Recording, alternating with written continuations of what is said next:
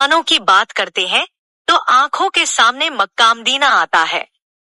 हम सोचते हैं कि इस्लाम सिर्फ अरब की पहचान है। लेकिन क्या आपने कभी यूनानी मुसलमानों के बारे में सुना है? या उन बौद्धों की कहानी जो इस्लाम को अपनाकर भी अपनी संस्कृति न भूले? इस्लाम की शुरुआत बेशक अरब में हुई, लेकिन ये जल्द ही सीमाओं से बाहर निकल गया। इसने दुनिया के कोने कोने में अपनी जगह बनाई।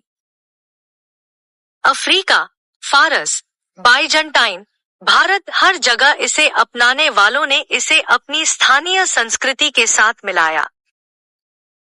यही वजह है कि इंडोनेशियाई मुसलमान, ईरानी मुसलमान और बर्बर मुसलमान तीनों की पहचान और संस्कृति अलग दिखती है।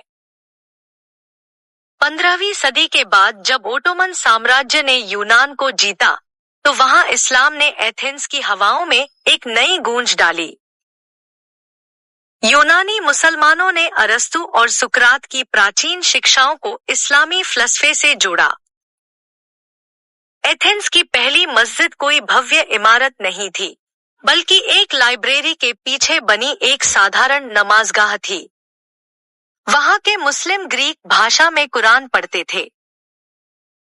जब अरब सेना सिंध पहुंची, तो क्या सबने तलवार के डर से इस्लाम अपनाया? इतिहास बताता है कि ऐसा नहीं था। सिंध के कुछ बौद्ध मठों ने इस्लाम को एक विचार के रूप में समझा। उन्होंने इसकी बराबरी और करुणा की भावना को अपनाया। उन्होंने इस्लाम को अपने ध्यान और साधना के साथ मिलाया। आज भी अफगानिस्तान के कुछ गांवों में सूफी गीतों में बौद्ध ध्वनि की झलक मिलती है। धर्म जब संस्कृति से मिलता है तो अक्सर एक नई पहचान बनती है। मुसलमानों की कहानी इसी विविधता की कहानी है। भारत में मुस्लिम कबायली भी है और ब्राह्मण से मुस्लिम बने लोग भी।